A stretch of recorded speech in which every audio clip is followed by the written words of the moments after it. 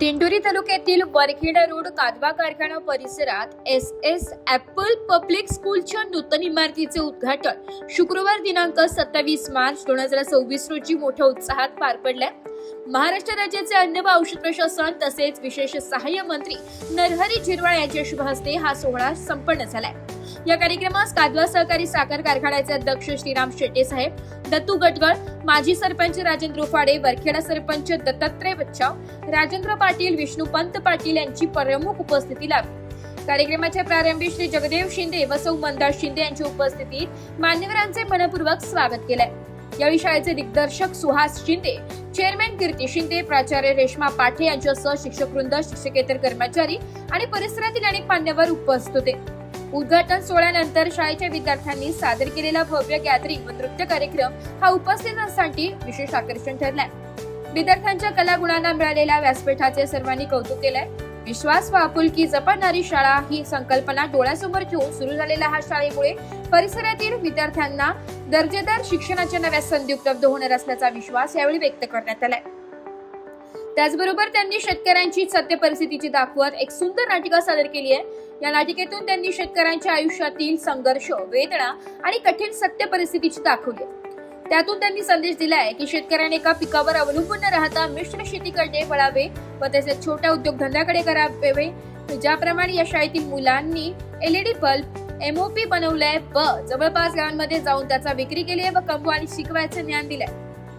तसेच आपण ही छोट्या उद्योगधंद्यांकडे वळावे, ही लहान मुले करू शकता तर आपण का नाही, असा संदेश मुलांनी शेतकऱ्यांपर्यंत पोहोचविला. आता मला वाटायचा हा कार्यक्रम होणार आहे तरी कुठं, कारण पुढं किती मोठा पॅसेज आहे हे काही समजत नव्हतं. पूर्ण त्यांनी तो रस्ताच ब्लॉक केला होता. पण ज्या वेळेला तो पडदा बाजूला केला तेव्हा खरा रूप त्या ठिकाणी त्या इमारतीचं दिसलं. अशी अद्यावत सुसज्ज अशी इमारत त्या ठिकाणी त्याची शहराला लाजवेल अशा पद्धतीनं या ठिकाणी इमारतीची बांधणी त्या ठिकाणी केलेली आहे. आता बागा छाटल्यात म्हणून नसत जेव्हा आता फूट होईल आणि त्याच्यानंतर जर बघितलं तर मला वाटतंय हे फार्म हाऊस आहे का काय. आता फार्म हाऊस आपल्याला अजून निवड ऐकून आहोत, आपला काही व्यवस्थित असा संबंध फार्म हाऊसचा आला नाही. पण फार्म हाऊस म्हणजे स्वर्ग,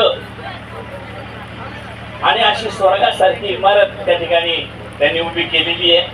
ती आपल्या भरोशावर त्या ठिकाणी केलेली आहे. पण मी सरांना विचारलं किती वर्षे झाले, 4 वर्ष झाले.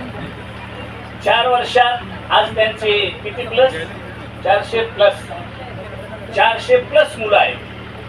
निश्चितच भविष्यात तुम्हाला ही जागा कमी पडेल असं मला वाटतं. निश्चित तुम्हाला तुमच्या शब्द व्यक्त करतो.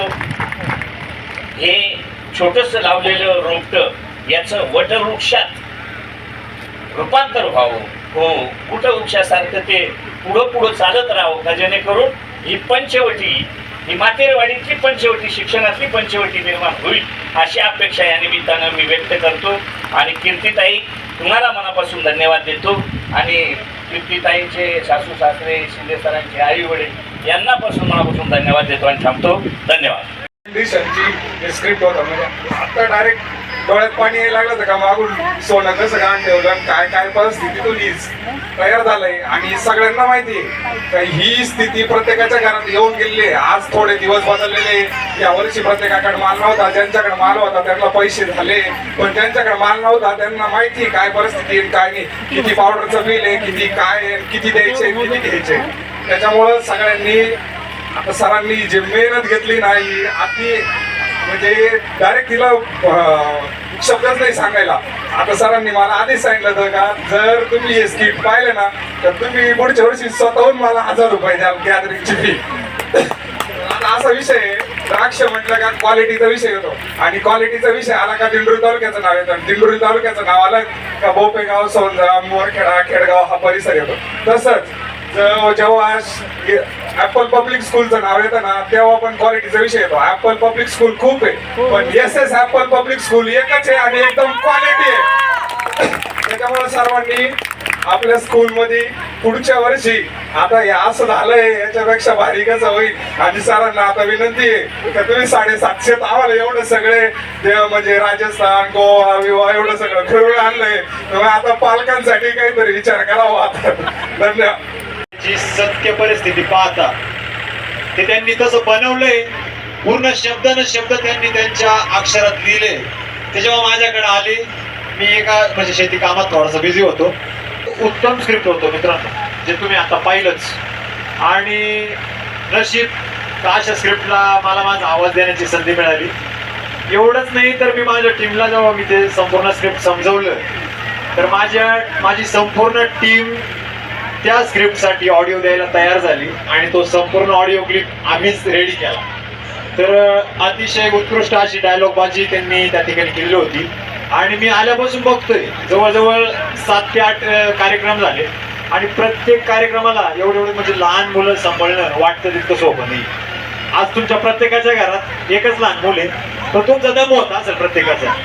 इथं स्कूलमध्ये मॅडमची धावपळ पाहतोय मी.